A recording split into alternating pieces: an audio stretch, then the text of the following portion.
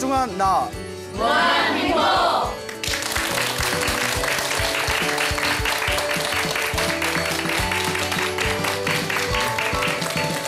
예, 만나서 반갑습니다. 광우 스님이라고 합니다. 예, 다 아시죠? 예. 그 우리가 인생을 살다 보면 내가 원하는 일을 굉장히 쉽고 빨리 얻는 경우가 있지 않습니까? 그렇죠. 그걸 가리켜서 우리가 복이 많다고 합니다. 복이 많다. 근데 또 우리가 살다 보면 정말 간절하게 바라는 일인데 굉장히 늦게 힘들게 성취하는 경우도 있습니다. 그렇죠. 그러면 우리가 반대로 무엇이라고 말할까요? 아이고, 복이 없구나. 그래서 조금 더 억센 표현을 쓰면 지질이 복도 없는 것이란 표현을 쓰죠. 아니, 이제 뭐 말을 하자면 왜 이렇게 경기를 일으키세요? 복 많으실 것 같은데. 아니에요? 예. 자, 그러니까 이 복이라는 것이 복이 많을수록 좋은 일이 자꾸 생깁니다. 복이 없으면 자꾸 안 좋은 일이 생겨요. 그러니까 내가 살아가면서 정말 열심히 노력했고 열심히 준비했는데도 일이 잘 이루어지지 않는다면 근원적인 것을 한번 살펴볼 필요가 있어요. 내가 타고난 복이 부족한가? 내가 혹시 내가 전생을 본 적은 없지만 내가 전생에 심어놓은 내가 쓸 수 있는 복이 부족한가?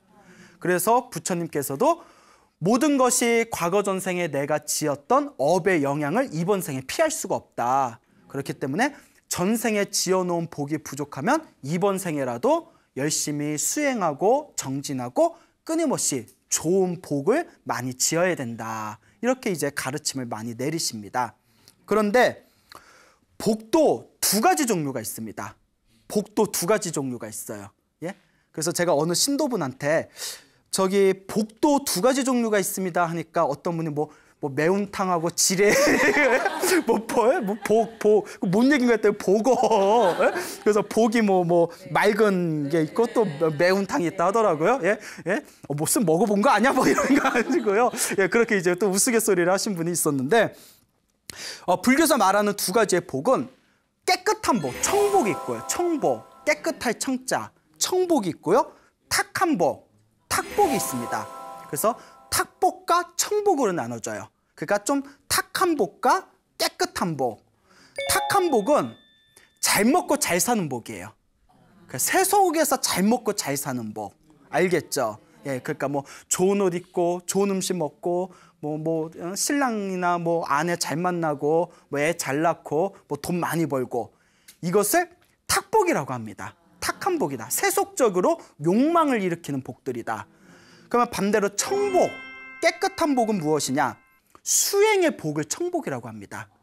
예? 그러니까 나는 세속에서 이렇게 아둥바둥 사는 것보다 내 마음을 닦고 싶고 착하게 살고 싶고 명상을 하고 싶고 수행을 하고 싶고 깨달음을 얻을 수 있는 복. 그걸 무슨 복이라고 한다? 청복이라고 합니다. 자, 그럼 여러분 탁복이 좋으세요? 청복이 좋으세요? 이게 뭡니까? 예? 아니, 너무 큰 소리로 탁복이라고 하시네요. 탁복이 더 좋으세요?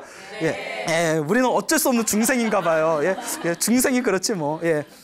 많은 분들은 사실 탁복을 원합니다. 그래서 실제로 우리 절에 오셔서 신앙생활을 하시는 많은 불자님들도 사실 깨달음의 청복보다는 우리 집안 식구 잘 됐으면, 장사 잘 됐으면, 다들 건강했으면 하는 탁복을 위해서 절에 오시는 분이 사실 더 많을 수도 있습니다.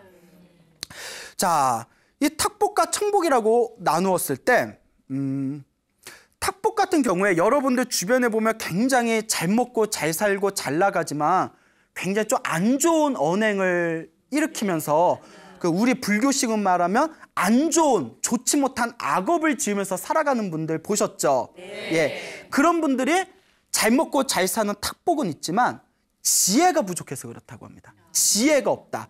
그래서 복은 있는데 무엇이 없다? 지혜가 없다. 그러니까 탁복은 있는데 지혜가 없다라고 얘기를 하죠. 청복, 그러니까 지혜가 있어요. 이렇게 몇 마디를 나눠도 뭔가 깊이가 느껴지고 항상 이제 착하고 선업을 지으려고 노력하고 이렇게 마음을 닦기 위해서 수행을 하시고 예, 농담이고요. 예. 자, 그런 것을 우리가 청복이 있다라고 하죠. 반대로 지혜는 있다.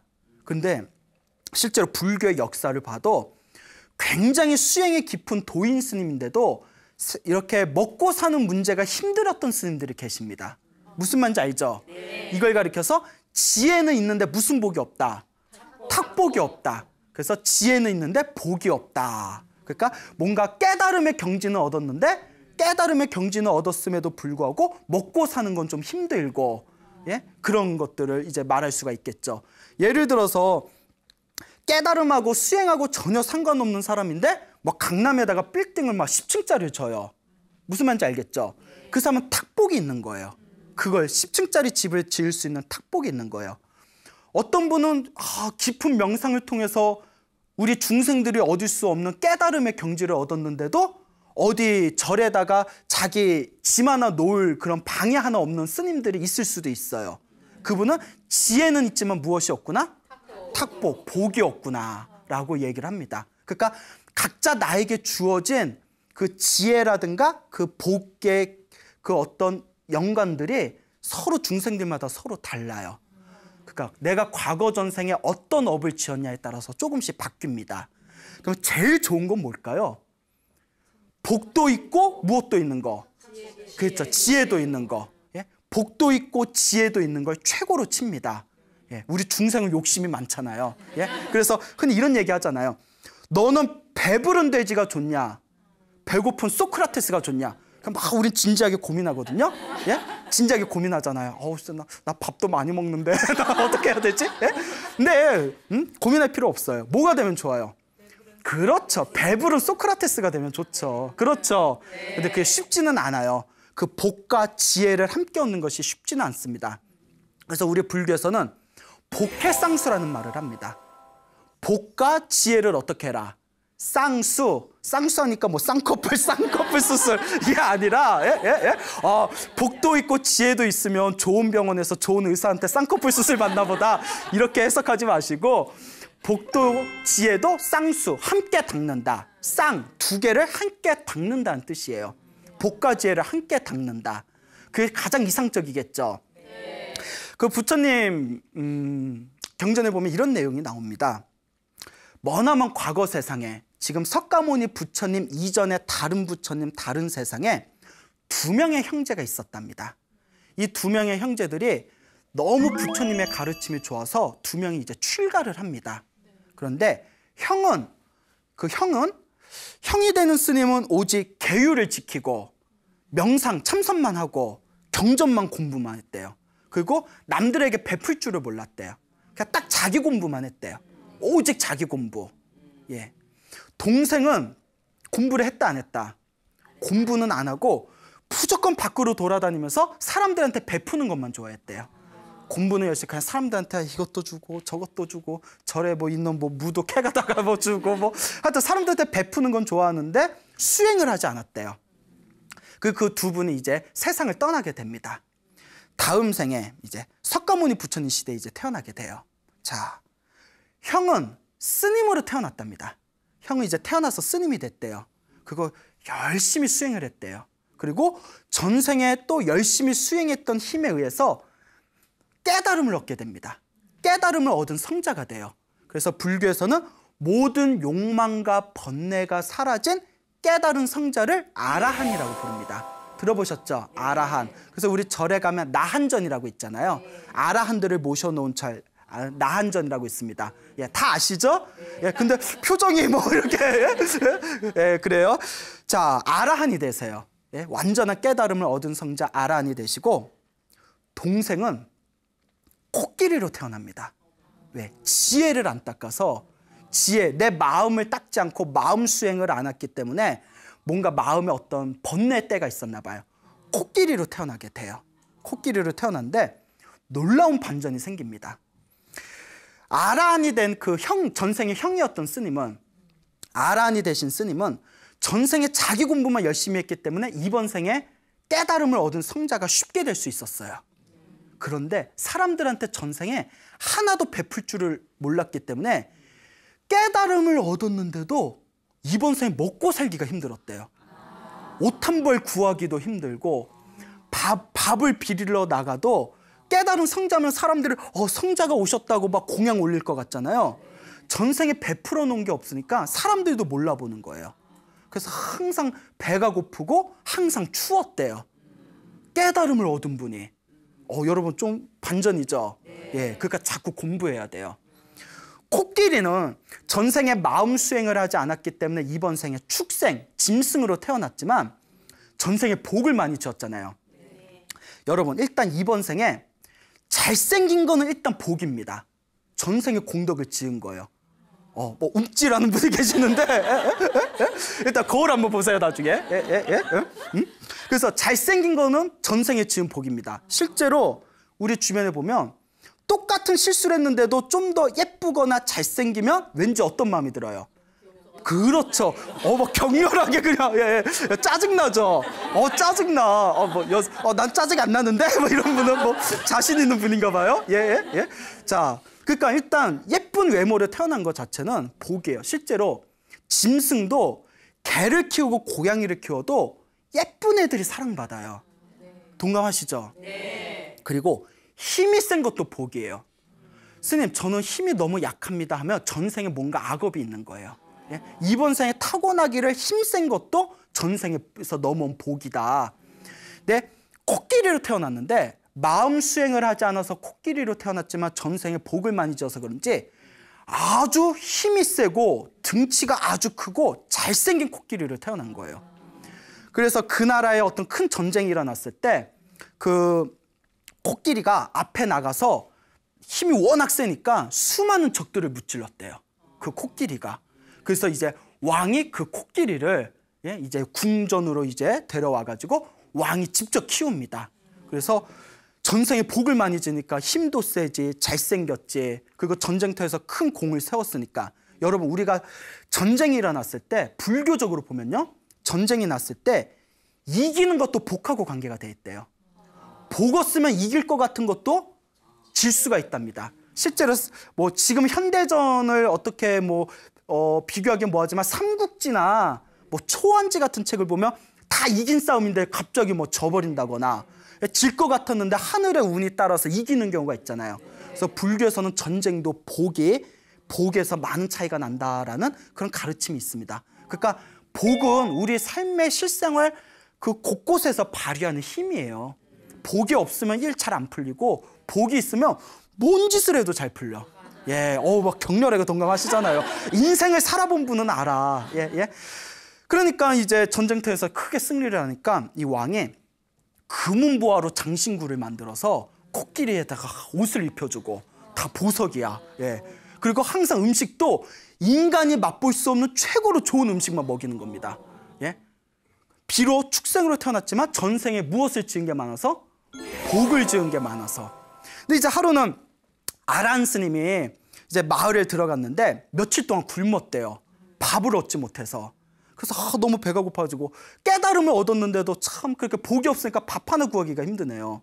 돌아다니다가 저기 궁전 옆을 지나가는데 그 온몸에 그냥 황금으로 장식을 한 코끼리를 보게 됩니다. 코끼리를 보게 돼요. 근데 코끼리를 보는 순간 깨달음을 얻으신 성자잖아요. 전생에 누구구나, 동생이구나라는 걸 알게 돼요. 야, 나는 인간으로 태어나서 깨달음을 얻었는데도 나는 이렇게 밥 굶고 다니고 쟤는 참 코끼리로 태어났는데도 어떻게 인간보다도 더 잘 사냐. 제가 그걸 격렬하게 느꼈던 게 오래전에 우연히 신문에 본 적이 있어요. 신문에 무슨 해외 토픽 같은 게 나왔는데 인터넷 신문이었나? 하여튼 그 힐튼 호텔의 상속녀라는 여자가 있어요. 누구죠? 페리스 힐튼이잖아요. 힐튼. 힐튼이 치와한가 애완견이 있더라고요. 애완견이 이렇게 치와를 안고 있는 사진인데 그 해외 토픽의 내용이 뭐냐면 페리스 힐튼 자기 애완견 개집이 우리나라 돈으로 3천만 원짜리예요. 야, 그 순간 야, 개팔자가 그러니까 개로 태어났지만 전생에 복이 많은 거예요. 아니 내 통장을 봐도 3천만 원이 내 통장을 봐도 어떻게 걔가 나보다 더 잘 살아. 순간 욱했어요. 이제 웃자고 한 말이고. 자, 그래서 진짜인 것 같아요. 자, 페리스 힐튼 그래서 이런 경우 많이 보잖아요. 그러니까 그 코끼리 전생에 아우였던 코끼리를 보면서 금은보화로 다 옷을 입고 자기는 며칠 동안 쫄쫄 굶었는데 막 온갖 진수성찬을 맛보고 있는 코끼리를 보면서 앞으로 딱 갑니다. 가서 뭐라고 했을까요? 나 좀 줘, 뭐 이랬을까요? 딱 귀에다 뭐라고 속삭였대요.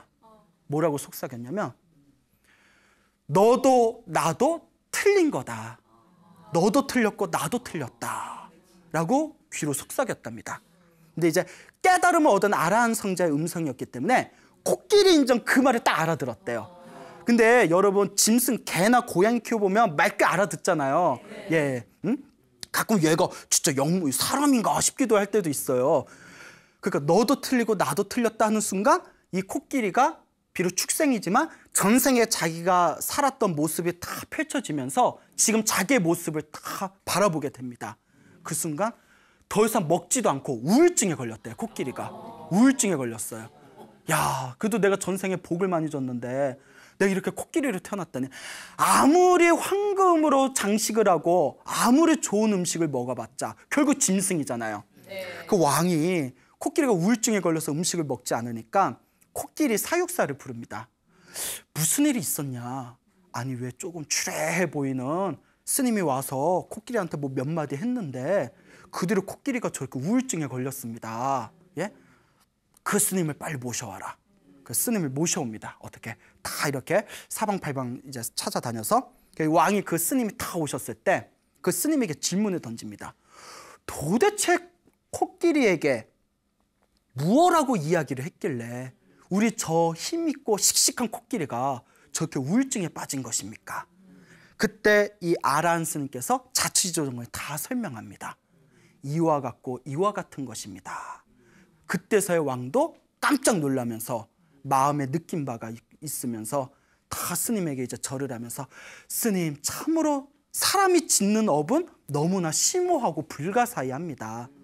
저도 왕으로 태어났으나 결국 전생에 지은 복이 있어서 왕으로 태어난 것일 거고 이번 생에 제가 지은 복을 다 쓰고 나면 다음 생에 또 어떤 몸을 받을지 모르는 거 아닙니까? 저도 스님의 가르침을 본받아서 저도 이번 생에 지금부터라도 열심히 복을 짓겠습니다 라고 이야기를 합니다. 자, 이와 같은 이야기 속에서 나온 가장 중요한 개념이 바로 복해쌍수라는 거예요. 복과 지혜를 함께 닦았어야 된다. 이게 바로 부처님 말씀하신 대승의 가르침입니다. 내가 깨달음을 얻으면 그 세상에서 가장 존귀한 일이에요. 세상에서 가장 귀한 일입니다. 그런데 한 가지 문제가 있습니다. 복은 없고 지혜만 있으면 그 배고픈 아라한 스님처럼 복은 있고 지혜만 있으면 중생을 제도하기가 힘들대요. 나는 혼자 깨달았으나 중생을 제도하려면 무엇도 있어야 된다. 지혜도 있어야 되지만 무엇도 있어야 된다? 복도 있어야 된다는 거예요. 잘 보세요. 중생을 제도해야 돼요. 배고파하는 중생이 있어요. 내가 밥을 줘야 돼요. 배고픈 중생에게 밥을 주기 위해서는 내가 뭐가 있어야 돼요? 밥이 있어야죠. 내가 밥이 있어야 줄 거 아니에요. 뭔 얘기인지 아시죠? 그리고 옷이 필요한 중생이 있어요. 옷이 필요한 중생한테 내가 옷을 주고 싶어요. 그 내가 뭐가 있어야 돼요? 옷이 있어야 옷을 줄 거 아니에요. 중생들 다들 복을 바래요. 중생을 제도하기 위해서, 중생을 괴로움에서 나와서 행복한 길로 이끌기 위해서, 그들에게 복을 주기 위해서 내가 뭐가 있어야 돼요? 내가 복이 있어야 중생한테 복을 줄 수 있잖아요. 그렇죠. 포교도 그래요. 여러분, 아무리 설법을 잘하고 강의를 잘해도 얼굴 잘생긴 것보다 못해요. 뭔 얘기인지 알죠? 예? 우리는 2시간 떠들어야 어머 저 스님 공부 좀 했나 보다 이러잖아요. 키 크고 얼굴 잘생겼으면 딱 나타나면 어머 저 스님은 전생에서부터 수행했나 보다. 예? 약간 우스갯소리로 얘기하지만 잘생긴 것도 복이라고 했죠. 그래서 부처님은 수없는 삶 동안 일부러 이 세상에 중생들로 하여금 거룩한 마음을 일으킬 수 있는 최고의 외모를 얻기 위해서 따로 수행을 하신답니다. 일단 잘생겨야 중생들한테 한 수 접고 들어가니까. 예? 아, 이게 진짜예요. 경전에 나와요. 부처님은 잘생겼다 못생겼다라는 구분이 없어요. 잘생겼다 못생겼다는 걸 모든 걸 초월했지만 중생은 있어요 없어요? 중생은 잘생겼다 못생겼다 구분을 짓기 때문에 중생을 조금 더 쉽게 제도하기 위해서 일부러 부처님의 몸으로 세상에 출현할 때 잘생긴, 더 정확히 말하면 거룩한 몸으로 출생을 하신다고 합니다. 그러니까 내가 복이 있어야 중생을 제도할 수가 있어요. 그렇죠? 네. 복이 없으면 중생을 제도하고 싶어도 제도할 수가 없습니다. 예를 들어 광우 스님도, 저도 제가 이렇게 불교 TV에 나올 줄 알았겠어요? 몰랐겠어요? 몰랐죠. 제가 나올 줄 어떻게 알았겠어요? 이거 나온 것도, 이런 얘기는 뭐하자면 얼떨결에 나왔어요. 얼떨결에 나왔다가 호응이 좋아가지고, 호응이 너무 뭐 좋을 것 같죠? 예. 호응이 너무 좋아서 이제 불교 TV에서 이제 계속 좀 강의를 설법을 하게 되었는데, 분명히 우리나라 대한불교 조계종에는 저보다 설법을 더 잘하시는 스님들이 계십니다. 분명히 계실 거예요. 그런데 또 BTN에 나오는 복은 따로 있는 거예요. 뭔 얘기인지 아시죠? 예? 분명히 어딘가 제가 나오는 이 화면을 보면서 이거 나보다 못하는데 이러면서 네? 그러실 스님이 있을 수도 있어요. 그러니까 각 복이 있어야 중생도 제도할 수가 있는 겁니다. 알겠죠? 이게 굉장히 중요한 겁니다. 그래서 나온 말이 복과 무엇을 함께 닦아라? 복과 지혜를 함께 닦아라.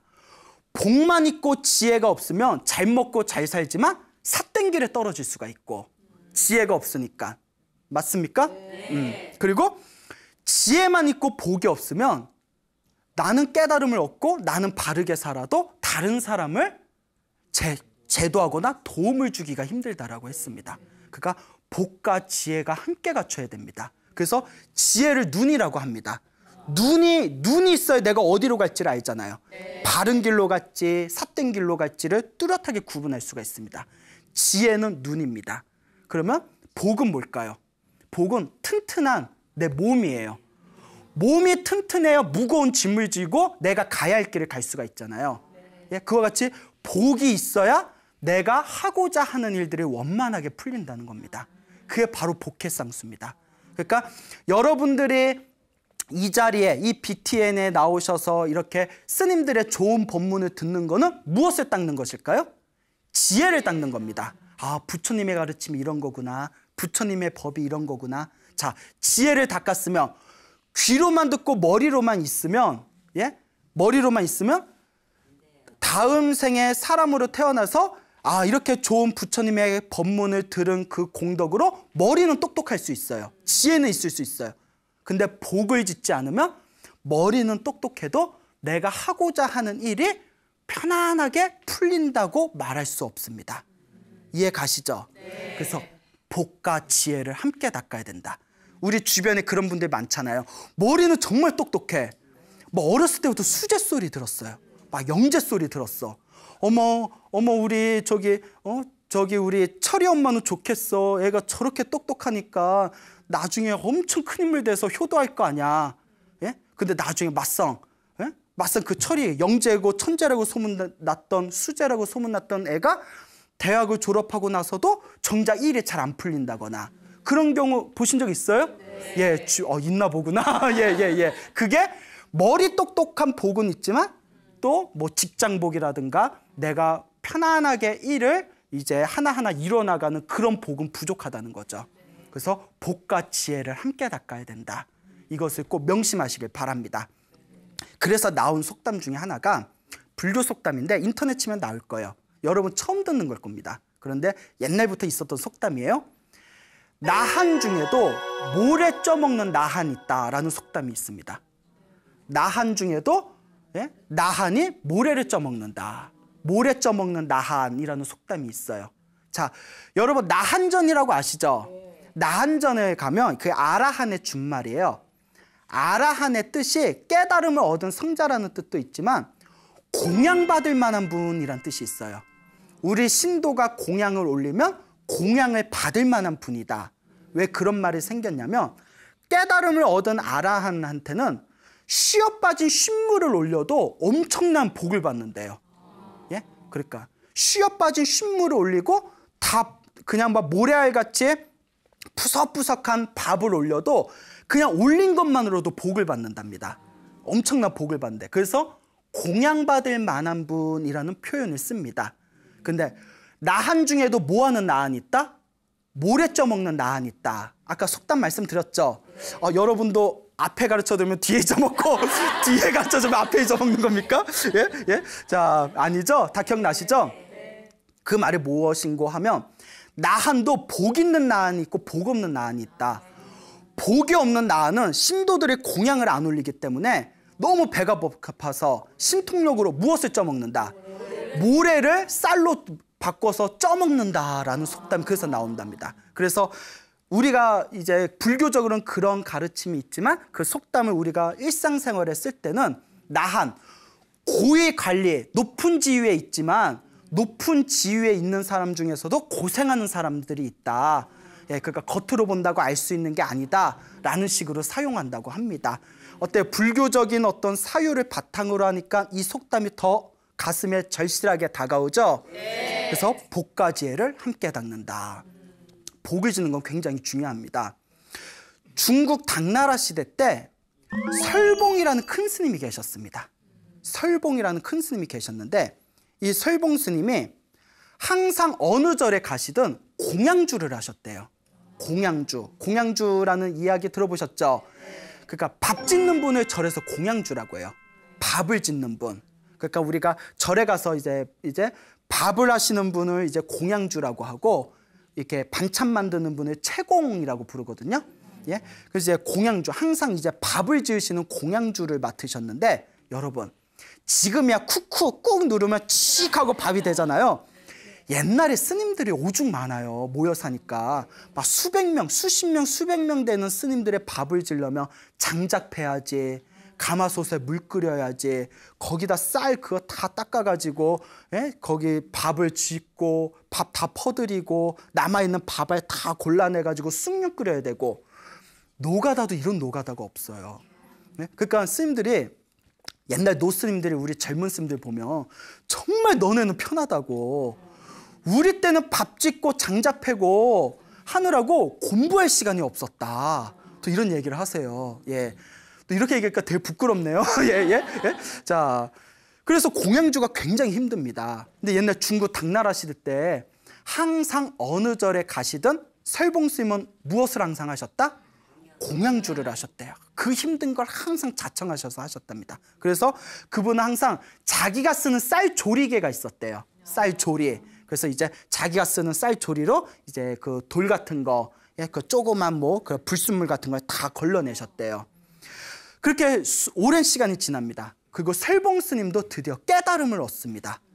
깨달음을 얻은 뒤에 왜 이 설봉 스님께서 이 중국 선종사에서 유명하냐면 중국 선종 역사에서 가장 처음으로 절을 지어서 가장 처음으로 1000명이 넘는 스님을 모았대요. 그러니까 그 이후에는 막 2000명, 3000명까지 모인 절들이 있었지만 중국 선종의 역사에서는 가장 첫 번째로 1000명의 그 기록을 깨신 분이 바로 설봉 스님이세요. 그래서 1500명을 모으셨답니다.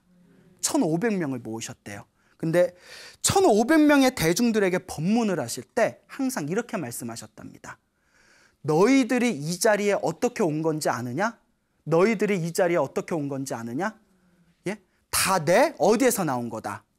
쌀조리개에서 나온 것이다 라고 하셨대요. 내가 지은 복으로 너희들이 여기에 모이게 된 것이다. 여러분 생각해 보세요. 옛날에 먹고 살기 힘들잖아요. 스님들이 1500명이 한 절에서 살면 그 식량을 어떻게 될 거예요? 그 식량을 어떻게 될 수가 있어요? 예? 그 식량을, 그 1500명의 사람들의 식량을 대어주기 위해서는 바로 누구의 복이 있어야 된다? 그 절에 주지 스님이신 설봉 스님의 복이 있어야 했다는 거예요. 설봉 스님이 평생 스님들을 위해서 공양, 쌀밥을 짓고 스님들을 위해서 항상 힘들고 괴로운 일을 자청하면서 복을 지었던 힘으로 1500명의 스님을 모을 수가 있었다. 이게 복해상수입니다. 만약 설봉 스님이 나 혼자 수행만 할 거야 하고 지혜만 열렸다면, 복은 없고 지혜만 있었다면 1500명 스님을 모을 수 있었을까요? 아마 힘들었을 겁니다. 이게 바로 복해상수의 정연적인 우리 불교의 한 예가 되겠습니다. 알겠죠? 네. 제 재밌는 얘기 하나 해드릴게요. 그 한 50년 전에 어느 이제 스님께서 이제 어렸을 때 50년 전에 이제 어린 나이에 출가를 하셨대요. 저쪽 이제 부산 어느 쪽, 남해 어느 쪽에 이제 출가를 하셨는데 그때 이제 행자들이라고 하죠. 출가 스님 되기 전에 행자 생활이라는 걸 하는데 이 행자가 생활을 하면서 이제 열심히 이제 뭐 행자 설거지도 하고 걸레질도 하면서 살았겠죠. 근데 그때 그 절에 그 굉장히 유명한 도인이라는 스님이 이렇게 찾아오셨대요. 도인 스님이라고 이제 소문난 스님이 찾아오셨는데 이제 행자들을 불러가지고 행자들이 여러 명 있었나 봐요. 그러니까 가장 맑고 순수할 때거든요. 행자 때가. 너는 앞으로 나중에 스님 되면 중노를 이렇게 해라. 너는 앞으로 저렇게 해라. 너는 중노로 스님노를 이렇게 해라. 한마디 한마디 다 일러줬대요. 그리고 마지막에 나이 어린 자기를 딱 보면서 너 좀 잠깐 남아있어라 이러더래요. 너 좀 잠깐 남아있어라. 뭐지? 예? 나에게 특별히 무언가를 주실려나 보다. 내가 큰 인물이 될려나 보다. 그 어린 마음이 그렇게 생각했대요. 그러니까 남아있는데 그 이제 도인 스님이 다 이렇게 오시더니 야, 너는 얼굴에 복딱지가 하나도 없다고. 너는 얼굴에 복이란 복은 하나도 어쩜 그렇게 없을 수가 있냐. 그렇게 얘기를 하더래요. 그 어린 마음이 충격을 받았대요. 야, 넌 복이 없어서 스님이 돼서 신도들한테 시중물 받아 먹으려면 왜 조금이라도 복이 있어야 되는데 너는 신도들한테 얻어먹을 복도 없겠다. 그러니까 이 어린 마음에 상처를 받으니까 열심히 복을 져라. 네가 복을 주면 혹 중노로 계속 할 수도 있을 것 같다. 다 이렇게 얘기를 해줬대요. 복을 많이 져라. 네가 복이 참 없구나. 그런 얘기를 딱 듣고 그러니까 어렸을 때 가장 순수할 때잖아요. 그때 딱 결심이 섰대요. 아, 지금부터라도 내가 스님이 되고 나서라도 열심히 복을 짓겠다. 그게 이제 50년 전 일이었대요. 그래서 이제 참선하는 선방을 갔어요. 그래서 이제 선방 참선하는 선원을 갔는데 그 어느 절에 갔는데 그 절에 공양주 소임이 피었대요. 공양주 소임이 피어서 그 절에서 공양주를 이제 자기가 하겠다고. 옛날부터 이런 얘기가 있습니다. 스님들을 위해서 밥을 짓는 공양주 소임이 굉장히 복을 많이 짓는 소임이래요. 복을 가장 많이 짓는 게 첫째가 간병이래요. 간병. 왜냐면 병든 분 간병해 본 적 있어요? 얼마나 힘들어요. 정말 순수한 마음을 갖고 간병해 준 게 엄청난 복을 짓는 거래요. 두 번째가 공양주래요. 스님들을 위해서 밥을 올리고 밥을 짓는 게 옛날에는 너무 힘들었기 때문에 지금은 좀 편해졌으니까 복이 좀 떨어졌을 거예요. 옛날에는 아까도 말씀드렸다시피 장작도 펴야 되고 물도 기어야 되고 가마솥에 져야 되니까 스님들을 위해서 공양주 하는 게 간병 다음에 두 번째로 제일 큰 복이었대요.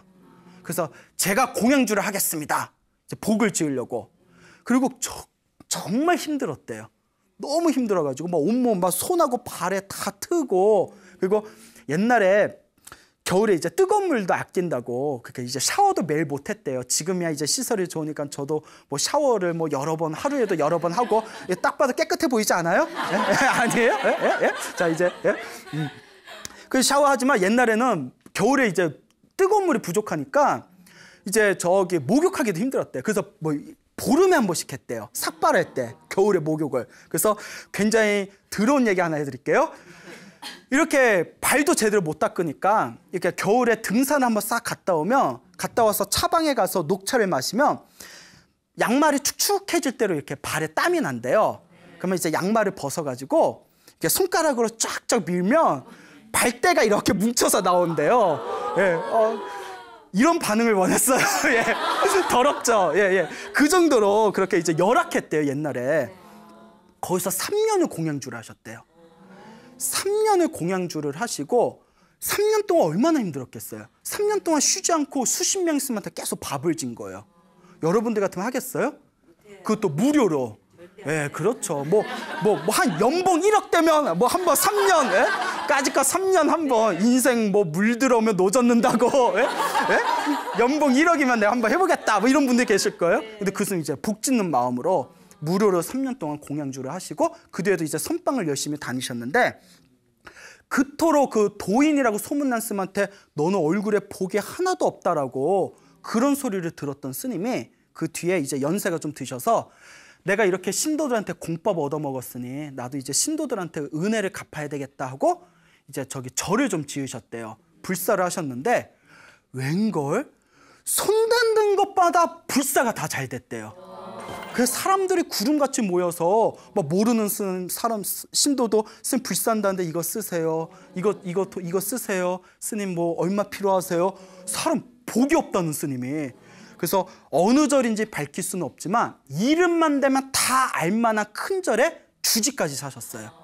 그래서 그분이 이게 비하인드 스토리예요. 그분이 뒤에서 하는 얘기가 그때 내가 3년 동안 뭐 온몸 그냥 손하고 발이 다 트일 정도로 고생해가면서 수행 열심히 하는 스님들을 위해 공양주한 복으로 내가 여기까지 온 것 같다. 이런 말씀을 하시더라고요. 그 말을 듣는 순간 저도 공양주 하려고 예? 예? 아 나도 밥이나 지어야겠다. 예? 아 나도 복이나 지어야겠다. 막 이랬는데 예 글쎄요 뭐 근데 그 당시 50년 전 공양주하고 지금 틀리죠. 지금도 공양주는 절에서 힘든 소임이지만 많이 편해진 건 사실이죠. 그렇죠. 네. 그래서 저는 이 이야기를 듣고 이런 생각이 들었습니다. 그 스님은 복이 없는 게 아니다. 복이 없었으면 그 도인 스님도 못 만났어요. 그 도인 스님을 만난 게 신의 한 수였어요. 예? 그리고 정말 복이 없는 사람은 그런 얘기 들어도 실천 안 해요. 정말 복 없는 사람은 아무리 좋은 얘기 해줘도 속으로 자기 귀에 달콤하지 않으면 삐지고 막 기분 나빠하고 심지어는 니나 잘해라 막 이러고 니나 잘해라 그렇잖아요. 남 얘기 같지 않죠. 그런 스님을 만나서 그런 조언을 듣고 그것을 실천할 수 있는 것 자체가 이 스님은 정말 최고의 복을 타고났구나. 그래서 복 중에 최고의 복은 좋은 스승을 만나는 복이고 좋은 가르침을 받아서 실천할 수 있는 복입니다. 여러분 그러니까 좋은 스승 만나기를 항상 발언하셔야 됩니다. 예, 이와 같이 복 짓는 게 굉장히 중요합니다. 예, 그러니까 자신의 운명을 바꿔버린 거예요. 그래서 실제로 불자님들 중에서도 스님 멋모르고 절에 왔다가 뭐 그 절에 뭐 휩싸여서 그냥 절에 오는 게 좋아서 절에서 봉사활동 열심히 했더니 몇 년 지나고 나서 집안이 되게 편안해지고 일이 잘 풀리는 경우가 많습니다. 뭐 저희 집도 봉사를 한 몇 년 했더니 집안이 굉장히 잘 풀렸습니다. 그게 복 지은 거예요. 알겠죠? 그게 복 지은 겁니다. 그리고 우리가 복 짓는 절에서 복 짓는 가장 좋은 방법이 첫째가 간병이라고 했죠. 병간호한 거. 간병비 받으면서 병간호하면 그 의미 없어요. 예, 그거는 기브 앤 테이크이기 때문에 예? 예? 받은 만큼 해야지. 뭐 이거는 예? 정말 마음을 우러러서 자기가 이렇게 정말 좋은 마음으로 누군가를 간호하는 거는 아주 뛰어난 복이고요. 그래서 어떤 분이 뭐 시아버지나 시어머니가 너무 아프셔서 제가 이렇게 간병하느라 절에 못 갑니다. 부처님한테 죄스럽습니다. 할 때 제가 그런 얘기하지 말라고. 간병이야말로 최고의 복이라고. 혹시 시아버지 간병하면서 뭐 받는 거 있어요? 네, 이러면 스님, 우리 가족 간병하는데 뭘 받아요? 그 최고의 복이라고. 정말 자기가 마음 내서 하는 거잖아요. 절에 오지 않아도 부처님이 기뻐하실 거라고 이렇게 말씀드린 적이 있었죠. 그렇기 때문에 첫 번째가 간병이고 두 번째가 공양주고. 근데 이제 옛날 공양주하고 지금 공양주는 좀 차이가 있죠. 옛날에는 정말 힘들었으니까. 세 번째가 화장실 청소래요. 화장실을 불교에서는 뭐 해우소라고도 부르고, 해우소도 수십 년 전에 한국에서 생긴 말이에요. 저기 이제 통도사의 극락암의 경봉 스님이 이제 근심을 푸는 곳이다 해서 해우소라고 했는데, 원래는 정통이라고 불렀어요. 정통. 깨끗할 정자를 썼어요. 항상 깨끗해야 된다. 네, 생각해 보세요. 지금 해우소는 완전 반딱반딱 수세식이잖아요. 예? 예? 그 락스 확 뿌리고 착착착착 하고 그렇잖아요. 옛날 화장실 얼마나 더러웠겠어요. 막 구더기, 막 푸세시, 뭐 깨끗한 척. 예? 예? 다 우리 배에서 나온 건데. 예? 옛날 수백 명 스님들이 쓰는 화장실을 생각해 보세요. 냄새부터가 장난 아니겠죠. 화장실, 옛날에 그 화장실 청소가 그렇게 복을 많이 받았대요. 복 짓는 거예요. 떼요. 예? 근데 지금 나도 복 짓고 싶어서 화장실 가보면 너무 깨끗해. 예? 예? 예? 예? 그래서 이제 그런 것들을 봤을 때, 근데도 깨끗하더라도 화장실은 더러운 곳이잖아요. 마음을 내서 화장실 청소하는 건 굉장히 큰 복을 짓는 겁니다. 그래서 우리가 이렇게 있는 사찰에서 화장실 청소 봉사하시는 신도분들은 복을 많이 짓는 거예요. 예, 실제로 그렇습니다. 그래서 중국의 송나라 시대 때 설두라는 큰 스님이 계셨어요. 이 설두 스님이 젊었을 때 항상 어딜 가든 화장실 청소를 자청하셨답니다. 그래서 그 복이 있어서 그런지 지금에도 중국 불교의 역사에 남는 큰 스님이 되셨습니다. 이와 같이 복 짓는 게 중요합니다. 예전에 어느 노보살님께 들은 얘기입니다. 이 노보살님께서 자기가 딸이 있는데 딸이 날라리래요. 너무 딸이 날라리니까 너무 괴롭고 힘들어서 딸 걱정 때문에 큰 스님을 찾아갔대요. 그래서 스님이 네가 복이 없으니까 그런 딸을 만난 거라고. 이거 무서운 얘기예요. 네? 자네가 복이 많으면 좋은 딸을 만났겠지. 자네가 복이 없으니까 그런 딸을 만난 거라고. 그러니까 절대 딸을 원망하지도 말고 누구를 원망하지도 말고 절에 가서 업장소멸, 기도 열심히 하고 봉사를 많이 하라고, 복을 지으라고. 그 말에 탁 충격을 받고, 그렇잖아요. 내가 전생에 복이 없어서 이런 딸을 만났구나. 예? 그리고 열심히 기도를 하고 봉사를 했대요. 몇 년을 열심히 했는데 효과가 있었을까요? 없었을까요? 없었어요. 예. 아니요. 또 계속 들으세요. 왜 이렇게 성격이 급해? 예? 처음에 몇 년 했을 때 효과가 없어서 큰 스님을 다시 찾아갔더니 네가 얼마나 복이었으면 이렇게 했는데도 효과가 없겠냐고. 더 하라고. 예? 이거 사람 속이는 방법도 가지가지야. 예? 네가 복이 없으니까 효과가 없지. 더해. 우리 같으면 못했을 거야. 몇 년 했는데 효과 없으면 이거 속은 거 아니야? 근데 그 노보살님이 계속 열심히 했대요. 기도도 열심히 하고 새벽 기도도 나가고 매일매일 기도하고 화장실 청소도 하고 무슨 절에 큰 행사 있으면 가서 봉사하고. 그리고 그 노보살님이 저한테 직접 해주신 얘기입니다. 딸이 마음을 잘 잡아서 지금 외국에서 남편이랑 잘 살고 있대요. 예, 정말 일이 잘 풀렸다고. 여러분, 운명은 바꿀 수 있습니다. 복과 지혜를 함께 닦으시길 바랍니다. 여러분, 행복해지고 싶습니까? 네. 행복한 삶을 창조하고 싶습니까? 네. 복을 지으십시오. 선업을 지으십시오. 공덕을 쌓으십시오. 복과 선업과 공덕의 힘이 여러분들을 진정한 행복의 길로 이끌어 줄 것입니다. 여기서 마치겠습니다. 소중한 나, 무한 행복!